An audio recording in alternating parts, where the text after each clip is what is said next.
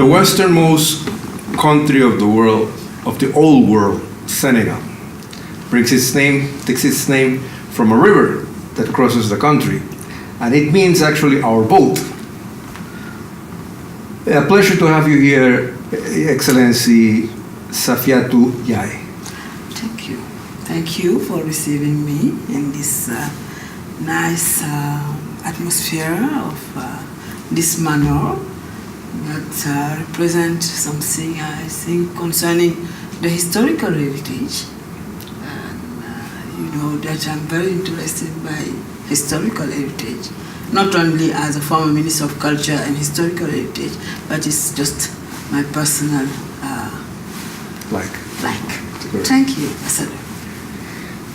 Ambassador. As Ambassador of Senegal to South Africa, Excellency, how would you define your diplomatic tour in the region? How long have you been in South Africa? And are there any moments or events that have stood out for you?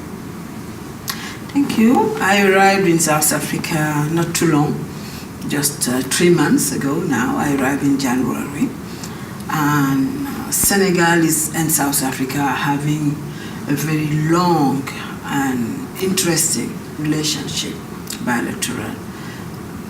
Actually, what we will need to put a focus on will be to insist on the economic relationship between the two countries, how to improve the exchanges between our two countries, how to incite more companies, South African companies, to come and discover Senegal. Seeing that we're having now a lot of oil and gas in Senegal, and we know that, and also mining, and we know that South Africa is very further in advance concerning these questions. We're having also the purpose to develop a relationship, and we already started concerning, how can I say it,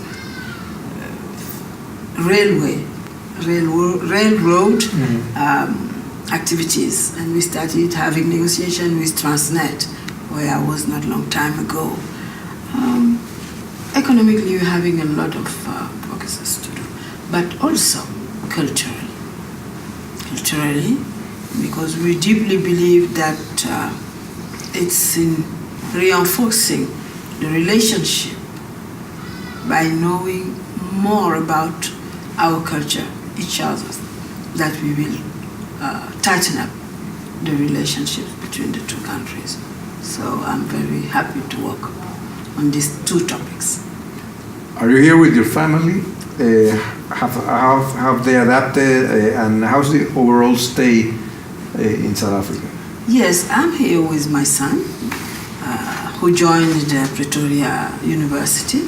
He's adapting, and it's quite interesting. My husband is working in Senegal, so he just come to visit us and go back. But so far, it's very interesting. So far, so good. So far, so good. We're happy to be here. Excellent. Yeah. In 2013, President Zuma went on a state visit to Senegal and met with the President Macky Sall in Dakar.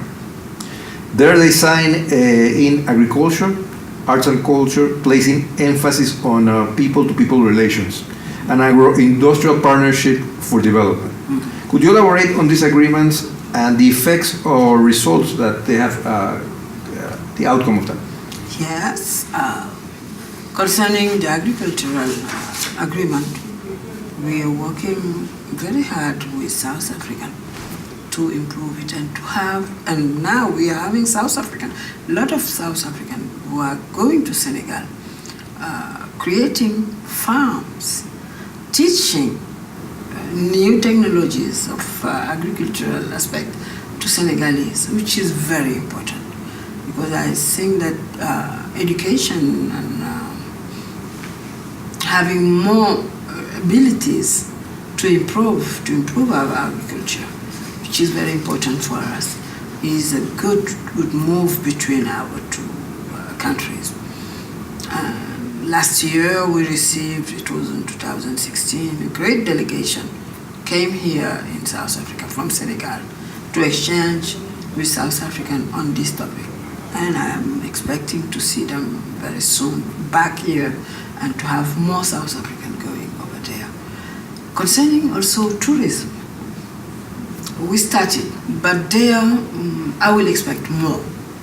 I will expect more, and I hope that our Minister of Tourism will get a chance to come very soon and meet his colleague here in South Africa, because South Africa is really a leader concerning tourism questions. Yes.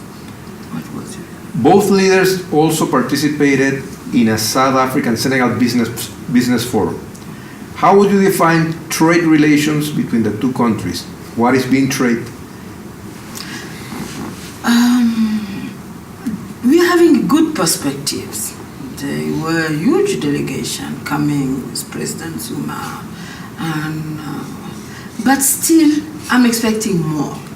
I'm expecting more from South African companies, and I'm expecting more from Senegalese also companies to sell more products here in South Africa.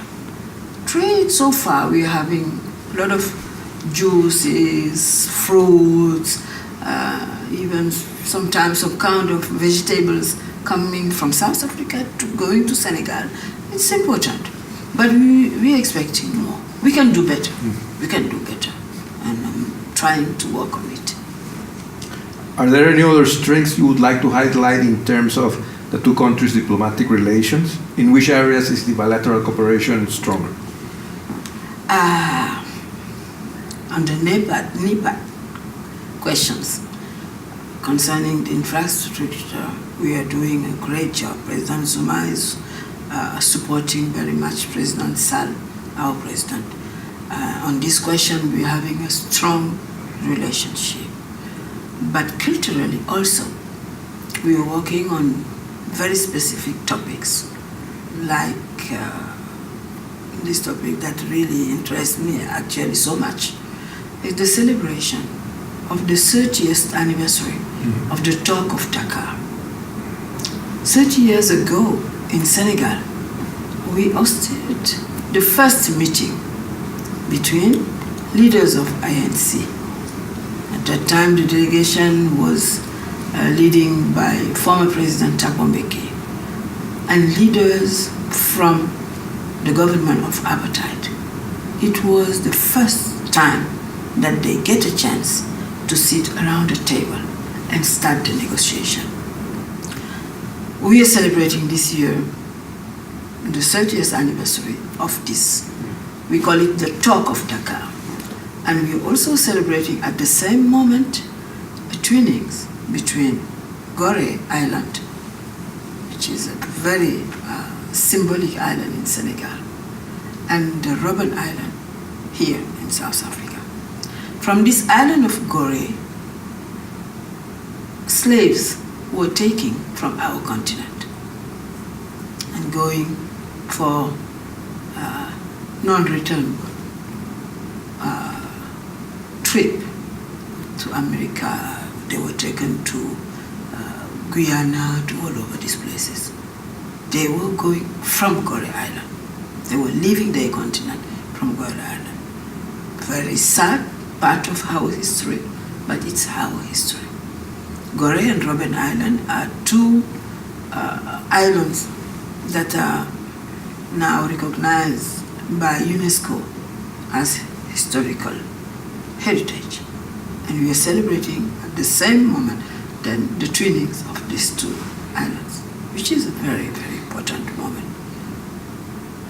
Actually, the world is facing so many, I don't like the word racist, I don't like the word xenophobia, but so many trouble of misunderstanding of one another. I think it's very important to have this kind of moments of memories to share and to know each other better. Because I think that when we know each other better, our history, when we share a lot more, we will understand each other in a better way. even the worst moments must be recalled Of course. in order not to repeat them again. Of course, of course. As I used to say, the worst moment, war moment, it's our history. We have to keep it. We have to know it and learn about it so we will never make again It's a mistake. the same mistakes. Ambassador, tell us about the political, economic, and social situation of your country. I'm happy to talk about that. Economically, Senegal is actually really in great progress. I'm definitely happy because we are having actually a new generation of self-made men who deeply believe that they can make it. They're working, creating their businesses. And I have to pay a tribute to young women. We're seeing all this generation of young, globally, men and women, working in different fields of the economics, not waiting for the state to offer them jobs. They're creating, and they believe that they can make it. And we created as a government an environment of business that is now in such progress that we can help anybody who really needs to work to create his business. In about now 24 hours, you can open your company in Senegal. Just a place named Apix, where you can go and find everything that you need to open your company. We're doing it for young Senegalese, we're doing it for women, but we're doing it for company, foreigners who wants to come. And the young lady who was working there was telling me, Ambassador, whenever a foreigner is coming, even if he wants to find a flat to live, we can find that for him. Even if he wants a school for his kids, we can find that for him in order to make him feel comfortable. As I told you before, we're having oil and gas. So we're having a lot of things going on, actually, concerning that question. Agriculture also is getting big steps because our objective is to have, to realize autosuffisance. How can I translate autosuffisance? Is to realize to produce enough rice, because we're a rice eater basically, to produce enough rice that Senegal won't have to go out the country to buy rice to feed. And for that we're having like 80% of success in this project, which is very important for us because Senegal was spending a lot of money going outside buying this rice to feed the population. Concerning education also, we are having good steps because as UNESCO's rates concerning girls' education, as UNESCO's rates were saying, we achieve this goal of having all the young girls going to school. Actually, we achieved that goal.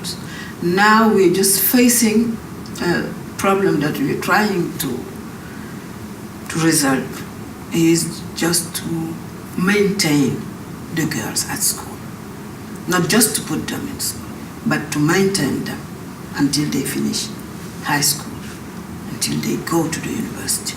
Because religious problem and social problems makes that sometimes, very often in certain area, when there is a choice between a girl and a boy going to school, parents will often say to the girl, you remain at home, we don't need to, etc. Sometimes they go to school at the age of 13, they will remove them from school, give them to marriage. This is a great problem that we are facing. But so far, so good. Politically, Senegal is also a great democracy. It wasn't a gift. it was the population's will. We worked very hard for that. We obtained it. It's a young democracy. There is some more things to improve, of course. But I think that we're doing well. We're having a certain stability. All the elections are taking place at the same, the normal time, and we are voting. Everybody votes in Senegal without killing each other, without that. Sometimes the debate is very interesting, of course, but really, I'm happy. And I do believe I still be optimistic that Senegal will make it. Thanks. As member states of the African Union, how would you say the continent is developing? In what areas should development be focused? And how can individual nation states work together to strengthen the African continent through the AU? Okay. Actually, we're saying that Africa is the continent of hope. But hope will be realized if we tighten up a little bit the unity, if we develop a little bit more the liberté d'expression, Freedom of speech. the freedom of speech of population. Because actually, in some countries, we are still facing this kind of problem. And when the population does not have the right, their right to have the freedom of speech, they will express their freedom in another way, which is not usually the best way.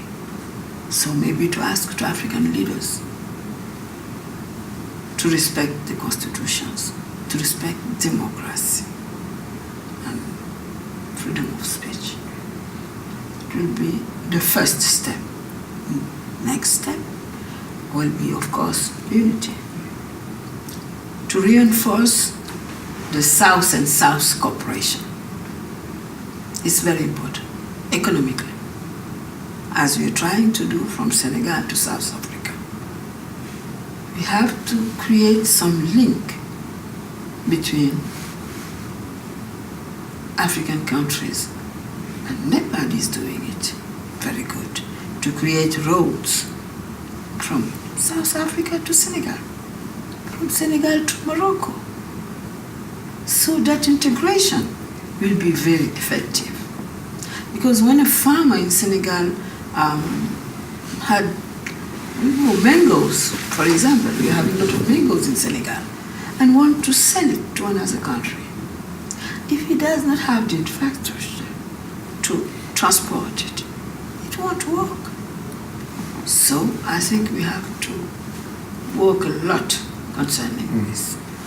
The agenda of AU of 2063 is insisting on that. We're waiting to see. I totally agree with you about Africa being the continent of hope, but that hope relies on the shoulders of its people. That's right. As long as everyone can understand themselves, respect the values and principles of each, That's right. the continent will have the opportunity to surge. Definitely. Lastly, Yes. what would you say is the most beautiful and attractive part of your country? My culture, without hesitating. My culture, Senegalese culture, is very rich. And as a Senegalese, we are deeply involved in our culture. We're talking about teranga. Teranga is our hospitality. We're talking about our music, like great musicians like Youssou N'Dour, known all over the world. They are ambassadors of our cultures. We're talking about painting. Senegal is having the first biennale of contemporary art in Africa. Any other country can't remove the leadership of this biennale. Biennale is each 2 years. We're having in Senegal this exposition of all the artists on the continent. And great sailors, great collections are coming from all over the world in May each 2 years in Senegal. So we're having a very rich culture, and I think we are known in the world first because of our culture. But we are a small country, we are not rich, but our first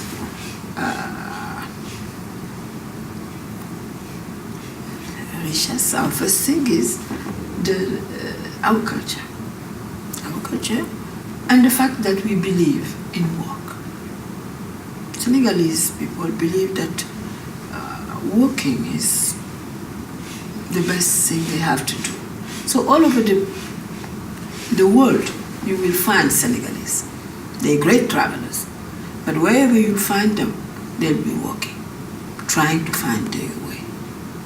They deeply believe in the result of their work. Ambassador Djia, thank you so much for sharing today that passion for your country, for the arts, for Africa. Thank you, Ambassador. And I'm sure that the readers and viewers of Embassy Direct will appreciate it. Thanks a lot. Merci à vous. Merci de me recevoir. It was a pleasure talking about my country.